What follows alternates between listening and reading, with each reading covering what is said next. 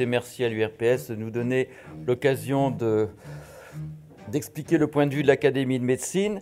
La démarche, en fait, est venue du fait que le burn-out qui est apparu, je veux dire, dans le paysage français il y a à peu près une vingtaine d'années, en tout cas de manière aussi une dizaine d'années, de manière aussi massive, a été pendant très longtemps uniquement, je vais dire, dans le champ social ou médiatique.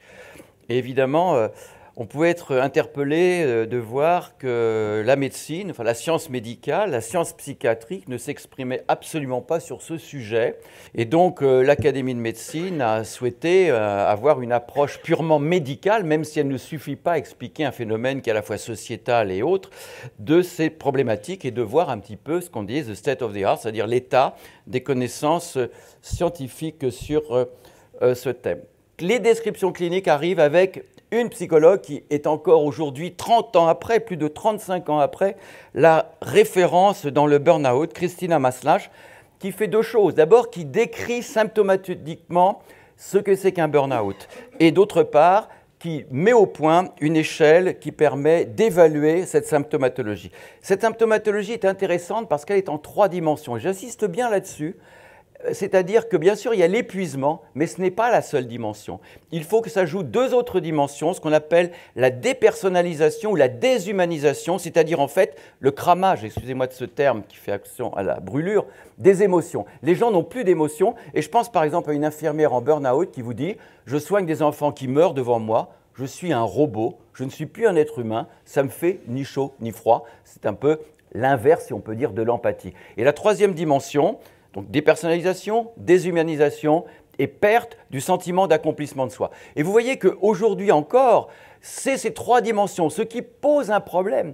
Lorsqu'on n'a qu'une seule dimension d'épuisement, de porter le diagnostic de burn-out. Mais malheureusement, la traduction française de burn-out, et je comprends qu'on n'aime pas toujours tous les anglicismes, de faire de l'épuisement occulte les 2 autres dimensions. La deuxième chose qu'a faite Christina Maslach, qui est encore utilisée, c'est le Maslach Burnout Inventory, le MBI, qui est une échelle qui permet d'évaluer dans chacune de ces 3 dimensions l'intensité des symptômes. Mais on insiste bien, même Maslach le dit, tout le monde le dit, et on le répète encore plus dans le rapport de l'Académie, ce n'est absolument pas un outil diagnostique. Cet outil ne peut que scorer de l'intensité de symptômes, mais ne peut absolument pas porter un diagnostic de burn-out. Nous avons déjà un problème, à la fois un problème dimensionnel, quelles sont les dimensions du burn-out, et un deuxième problème extrêmement important, quel est le seuil, à partir de quand des manifestations infracliniques, un petit peu de fatigue ou d'épuisement, entrent dans de la pathologie.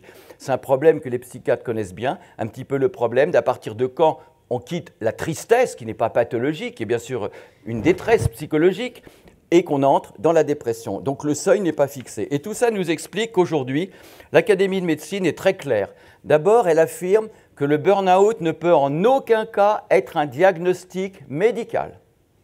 Et ce n'est pas que la position de l'Académie aujourd'hui dans toutes les grandes classifications de psychiatrie mondiale, celle de l'OMS, la CIM, mais celle aussi de la grande association nord-américaine, le DSM, le burn-out ne figure pas et ne figurera pas dans les prochaines années. Ce n'est pas un diagnostic. Le diagnostic se trouve dans d'autres pathologies. Et moi-même, qui vois des patients à ma consultation de l'hôpital Sainte-Anne, eh bien, je peux vous dire qu'on pose facilement des diagnostics de dépression, d'état anxieux, des choses comme ça. Nous sommes face à un objet médical non identifié, un OMNI. La deuxième recommandation, c'est qu'évidemment, il est temps de se lancer dans des véritables recherches, des recherches non seulement de mécanismes physiopathologiques, psychopathologiques, la biologie par exemple du burn-out qu'on aborde n'est pas très claire, les limites entre l'infraclinique et la pathologie ne sont pas claires, et la prévalence n'est absolument pas claire. Une des recommandations importantes de l'Académie de médecine, c'est qu'il est nécessaire de inscrire dans les programmes de formation et même de développement de professionnels de santé les maladies dites de société. Et là encore, les programmes, aussi bien de nos futurs médecins, de nos futures infirmières, de nos futurs professionnels de santé, inscrivent très peu cette notion et en formation continue, il est aussi important.